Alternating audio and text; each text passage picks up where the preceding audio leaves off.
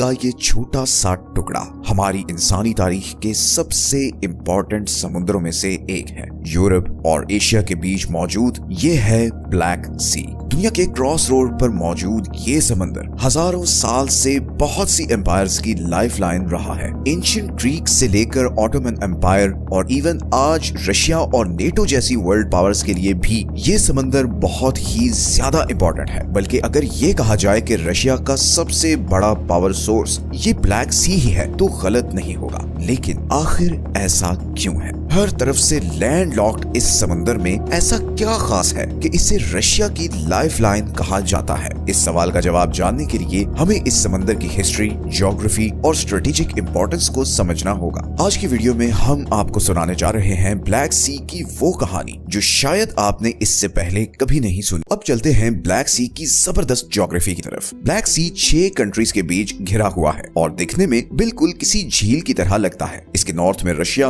और यूक्रेन है, ईस्ट में जॉर्जिया है, साउथ में टर्की है, जबकि वेस्टर्न साइड पर रोमानिया और बल्गारिया है। इतने सारे कंट्रीज के साथ बॉर्डर शेयर करने का मतलब है कि यहाँ मौजूद सारे कंट्रीज अपने ट्रेड और डिफेंस के लिए इसी समुद्र को यूज करते हैं। ब्लैक सी के लिए बाकी दुनिया से कनेक्टेड रहने का एक ही रास्ता है और वो है इस 700 मीटर चौड़े बॉस्फोरस स्ट्रेट के थ्रू। इसी स्ट्रेट के जरिए सारी शिप्स ब्लैक सी से मरमरा सी में आती हैं और फिर डार्डनल स्ट्रेट को क्रॉस करके मेडिटेरेनियन सी में निकल जाती हैं। ये दोनों चोक पॉइंट्स तुर्की के कंट्रोल में है और ब्लैक सी को दुनिया के बाकी समुद्रों से कनेक्ट करने का वाहिद जरिया है। बॉस्फोरस स्ट्रेट की बात करें तो वो हमेशा से इंटरनेशनल ट्रेड के लिए बहुत इंपॉर्टेंट रहा है। हर रोज इन ब्लैक सी वाले कंट्रीज के हजारों ऑयल टैंकर्स और कमर्शियल शिप्स यहाँ से गुजरकर बाकी दुनिया को जाते हैं। अब क्योंकि ये चोक पॉइंट तुर्की के कंट्रोल में है तो इसी वजह से उसकी जियोपॉलिटिकल इंपॉर्टेंस भी बहुत ज्यादा है। ब्लैक सी के साथ कोस्ट लाइन शेयर करने वाले ये 6 कंट्रीज अपने अपने मतलब के लिए इस समंदर पर रिलाय करते हैं। यूक्रेन अपने ओडेसा पोर्ट के जरिए बाकी दुनिया को अनाज एक्सपोर्ट करता है। जॉर्जिया बटूमी और पोर्टी सी पोर्ट के जरिए कॉकेसस वाले कंट्रीज के साथ ट्रेड करता है, जबकि रोमानिया और बल्गारिया अपने सी पोर्ट्स के जरिए ईस्टर्न यूरोप को इंटरनेशनल मार्केट से कनेक्ट करते हैं। रशिया की बात करें तो ब्लैक सी उसके लिए सिर्फ पानी नहीं बल्कि उसके ट्रेड, एनर्जी और मिलिट्री पावर की लाइफलाइन है। फॉर एग्जांपल रशिया के 2 सी पोर्ट नोवरोसिस्क और सेवास्टोपोल की बात करते हैं। 19th सेंचुरी में बनने वाला नोवरोसिस्क ब्लैक सी में रशिया का सबसे बड़ा पोर्ट है और यहीं से रशिया अपना तेल और अनाज बाकी दुनिया को एक्सपोर्ट करता है। इसी तरह सेवास्टोपोल 1783 में बना जब रशिया ने क्राइमिया पर कब्जा किया और तब से लेकर आज तक ये रशिया की नेवल स्ट्रेटेजी का हब है। इन दोनों पोर्ट्स का सबसे बड़ा फायदा ये है कि रशिया के आर्कटिक पोर्ट्स के मुकाबले में ये सारा साल काम करते हैं क्योंकि यहाँ पर बर्फ नहीं होती। ब्लैक सी की ज्योग्राफी रशिया को एक नेचुरल प्रोटेक्शन भी देती है, लेकिन इसी लैंड लॉक ज्योग्राफी का मतलब ये भी है कि रशिया की बाकी दुनिया को एक्सेस तुर्की और दूसरे नेटो मेंबर कंट्रीज के साथ रिलेशंस पर डिपेंडेंट है और हम इन कंट्रीज के रिलेशनशिप पर वीडियो में आगे चलकर बात करेंगे। लेकिन उससे पहले मैं आपको ये बताता चलूं कि ऐसा नहीं है कि ब्लैक सी की इंपॉर्टेंस अभी मॉडर्न टाइम्स में ही बनी है, बल्कि ये समुद्र तो हजारों साल से यहाँ मौजूद सिविलाइजेशंस के राइज और डाउनफॉल में एक क्रिटिकल फैक्टर रहा है। सबसे पहले एंशिएंट ग्रीक से शुरू करते हैं, जिन्होंने 8th सेंचुरी BCE में ब्लैक सी की कोस्ट लाइन पर अपनी कॉलोनीज बनाना